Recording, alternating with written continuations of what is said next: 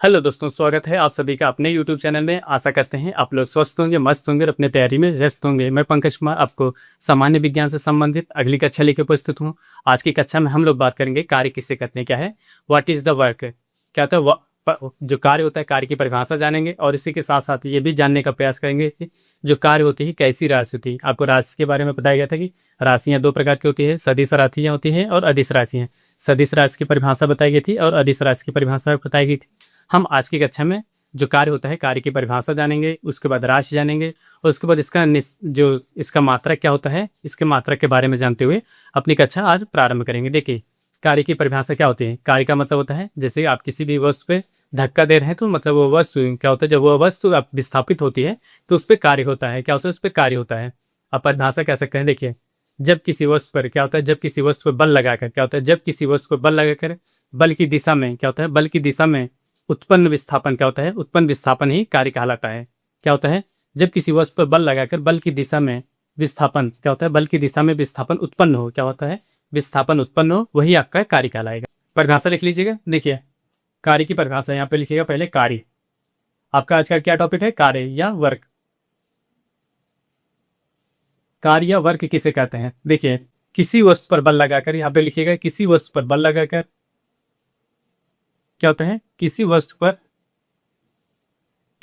पर बल लगाकर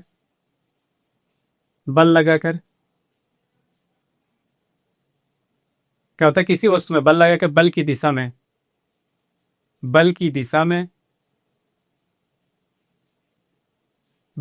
में विस्थापन क्या होता है, विस्थापन उत्पन्न करना कार्य कहलाता है, कार्य होता है। ये आपका कार्य की परिभाषा होती है। क्या होती है, किसी वस्तु पर, अब मान लीजिए कोई भी वस्तु है, किसी वस्तु पर बल लगा रहे हैं उस बल लगा, अब जैसे कोई वस्तु पर बल लगाएंगे तो बल लगाने के बाद वो वस्तु आगे जाएगी। क्या होती है, आगे ही जाएगी, तभी तो बल लगाया जा रहा है। जब बल लगाएंगे, बल जो होता है लगाएंगे उस वस्तु पर, वस्तु आगे जाए। क्या होता है, उस वस्तु में विस्थापन हो। विस्थापन का मतलब एक वस्तु एक स्थान से दूसरे स्थान जब जाएगी, क्या होता है, जब एक वस्तु दूसरे स्थान पर जाएगी तब वहां पे विस्थापन होगा। विस्थापन का मतलब उस वस्तु पर कार्य किया जाएगा, तब वही क्या होता है, आपका जब उत्पन्न होगा, क्या होता है, उसमें विस्थापन उत्पन्न होगा तो वही आपका कार्य कहलाएगा। क्या होता है, कार्य कहलाएगा। इसको दूसरे तरीके से भी कह सकते, देखिए इसको दूसरे तरीके से कैसे लिख सकते हैं, इसकी परिभाषा क्या होती है, दूसरी परिभाषा लिख सकते हैं। आप इसको लिखेगा दूसरी तरीके से भी इसको कह सकते। देखिए क्या होता है, कार्य की माप, अगली जो होता है कार्य की माप क्या होता है, कार्य की माप लगाए गए बल क्या होता है, लगाए गए बल क्या होता है, कार्य की माप लगाए गए बल तथा क्या होता है, तथा बल की दिशा में बल की दिशा में वस्तु द्वारा वस्तु के विस्थापन के वस्तु के विस्थापन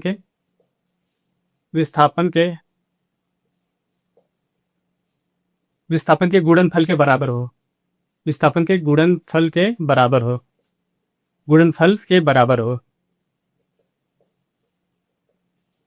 हो। या कि दूसरी तरीके से परिभाषा निकल सकती है, जैसे कोई भी वस्तु होगी, क्या होती है, लगाई गई वस्तु पे फिर वस्तु के क्या होते हैं, जो वस्तु होगा वस्तु के जो बल लगाएंगे, बल की जो विस्थापन होगी, विस्थापन दोनों क्या होता है, बल और बल के जो बल द्वारा जब बल लगाएंगे, बल पे जो विस्थापन उत्पन्न होगा, उन दोनों के गुणनफल से आपका कार्य निकलते हैं या कार्य की परिभाषा निकलती है। अब इसको दूसरे देखिए, अब इससे क्या निकल के आ रहा है। देखिए, आपका कहा जाए कार्य बराबर क्या निकल सकता है, यहाँ पे लिख सकते हैं कार्य बराबर, आप लिख सकते हैं क्या हो रहा है, पहली बात तो बल हो रहा है, क्या है, किसी वस्तु पर बल लगा रहे हैं। क्या होता है, जब बल लगाएंगे तो मतलब आपका कार्य बराबर होकर बल आ जाएगा। अब इसके बाद क्या हो रहा है, बल जिस वस्तु पे लगा रहे हैं, वस्तु बल लगा के उसको विस्थापन कर रहे हैं। क्या होता है, उस पर बल लगा के विस्थापन कर रहे हैं। यहाँ होता है बल की दिशा में विस्थापन, क्या होता है, बल की दिशा में विस्थापन कर रहे हैं, तभी तो बल लगा रहे थे, बल की दिशा में विस्थापन।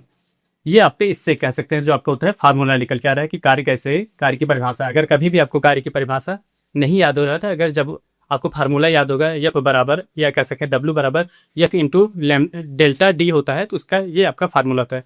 इसका तात्पर्य यह निकल होता है, जो बल होता है बल का गुणनफल होगा, बल और बल की दिशा में जो विस्थापन होगा दोनों का गुणनफल करेंगे तो आपका कार्य निकल के आ जाएगा। हाँ, कोई व्यक्ति इतना कार्य कर रहा है।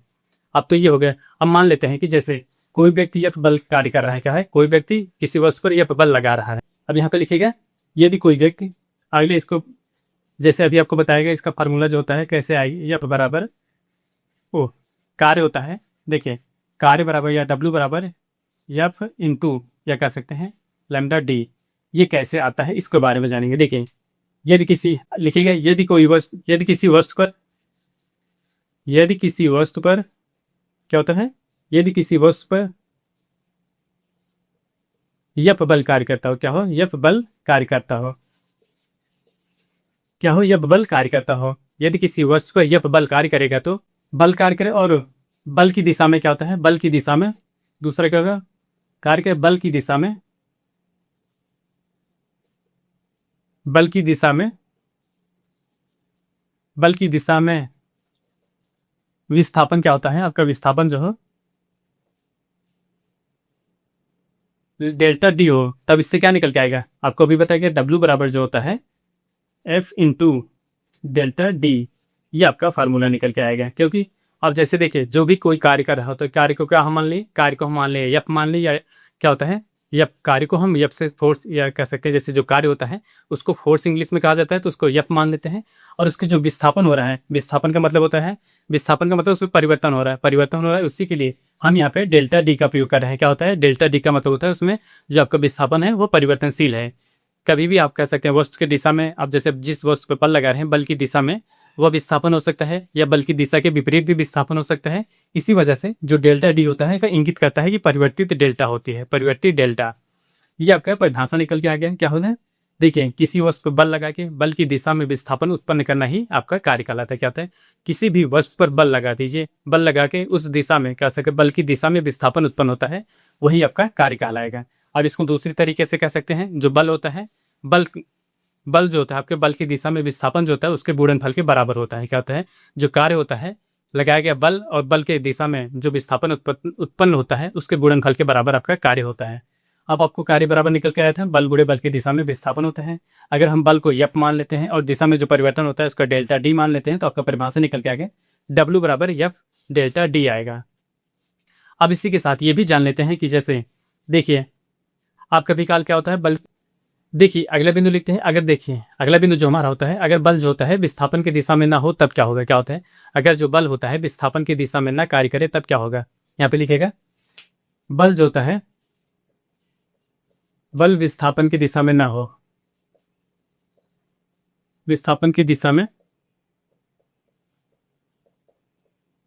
में ना हो, जब बल जो होता है विस्थापन की दिशा में ना हो तब कौन सी परिस्थितियां उत्पन्न हो सकती हैं। तब वहां पे आपका डब्ल्यू क्या हो जाएगा, देखिए वहां पे आपका डब्ल्यू जो हो जाएगा यह कॉस थीटा डेल्टा डी हो जाएगा। क्या होता है, ये आपका तब अगर कार्य की दिशा में ना होगा, अगर जो होता है बल जो होता है विस्थापन की दिशा में कार्य नहीं करेगा तो आपका नया जो कार्य होता है क्या होता है, कार्य बराबर होता है यह कॉस थीटा होगा। क्या होगा, यह कॉस थीटा होगा। अब अगले बिंदु के बारे में बात करते हैं। देखिए जो अगला बिंदु होता है हमारा, अगर हम मान लीजिए, अब अगला बिंदु जो होता है अगर मान लीजिए जो बल होता है और विस्थापन होता है परस्पर लंबवत हो जाए तब कौन से क्या उत्पन्न होगा। देखिए बल और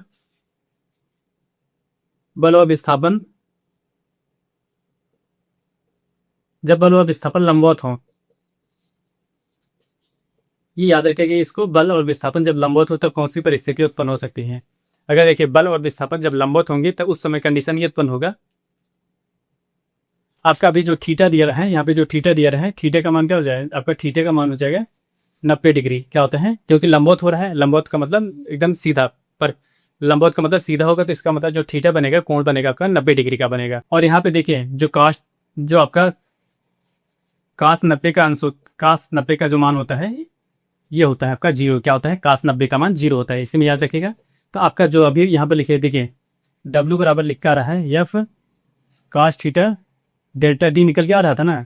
आप समझिए जो आपका कास थीटा का मान हो गया एफ जीरो हो जाएगा, बूढ़े जीरो, और जो आपका डेल्टा है इसका मान भी हो जाएगा यहाँ पे जीरो। तो आपका क्या निकल के आएगा, यहाँ कह सकते हैं कि आपका कार्य क्या होता है इसमें यहाँ पे जीरो होगा। जब विस्थापन जो होता है, कार्य जो होता है विस्थापन के लंबवत होगा तो उसमें कार्य आपका क्या होगा, जब बल जो होता है विस्थापन के लंबवत होगा तब कार्य क्या होगा, कार्य शून्य होगा, कार्य शून्य होगा। ये याद रखिएगा। आपसे क्वेश्चन पूछा जा सकता है कि जब बल व विस्थापन एक दूसरे के लंबवत हो तब उस समय वस्तु पर कितना कार्य किया जाएगा या व्यक्ति द्वारा कितना कार्य किया जाएगा, तब क्या होगा, वह शून्य कार्य किया जाएगा। क्या होगा, वह शून्य कार्य किया जाएगा, क्योंकि बल और विस्थापन जो होता है एक दूसरे के लंबवत होने पर जो उसका ठीक कोण बनेगा या कह सकते हैं जो डिग्री पे कोण बनेगा वह cos 90 का मान होगा। cos 90 का मान 0 होता है, इस वजह से यहाँ पे जो आपका कार्य होगा वह शून्य होगा। अब इसी के साथ जान लेते हैं जो आपका कार्य होते हैं, कार्य कैसी एक राशि होती है। कार्य की राशि बात की जाए तो एक अदिश राशि होती है। क्या होती है, यहाँ पे लिखेगा कार्य, कार्य कैसी राशि है, यहाँ पे लिखेगा अदिश राशि, अदिश राशि होती है। कार्य कैसे राशि है, अदिश राशि। क्या होता है, कार्य जो होता है अदिश राशि होती है। कार्य एक अदिश राशि, और इसका मात्रक बात की जाए तो यहाँ पे लिखेगा मात्रक, कार्य का मात्रक जूल होता है, मात्रक जूल होता है। क्या होता है, कार्य का मात्रक जूल होता है। ये दो याद रखिएगा, यहाँ से भी क्वेश्चन कई बार पूछे गए हैं कि जो आपका कार्य होता है, कार्य कैसी राशि है, सदिश राशि है या अदिश राशि है। तो कार्य आपका कैसे राशि है, ये एक अदिश राशि होती है। और कार्य का मात्रक की बात की जाए तो ये कार्य का जो मात्रक होता है वह जूल होता है। क्या होता है, जूल होता है। अब हम लोग अगला जो हमारा टॉपिक होगा या कह सकते हैं जो अगली क्लास होगी उसमें हम बात करेंगे ऊर्जा के बारे में, एनर्जी के बारे में, कि एनर्जी किसे कहा जाती है, किस प्रकार की होती है, इसका मात्रक क्या होता है, एनर्जी कहाँ से प्राप्त होती है, कौन सी एनर्जी का कैसी एनर्जी है। ऐसे महत्वपूर्ण बिंदुओं के बारे में हम कल की क्लास में या कह सकते हैं अगली क्लास में चर्चा करेंगे। आज के लिए बस इतना ही। आप हमारे चैनल पर नए हो तो चैनल को लाइक करें, शेयर करें, सब्सक्राइब करें। मिलते हैं नेक्स्ट वीडियो में, तब तक के लिए धन्यवाद।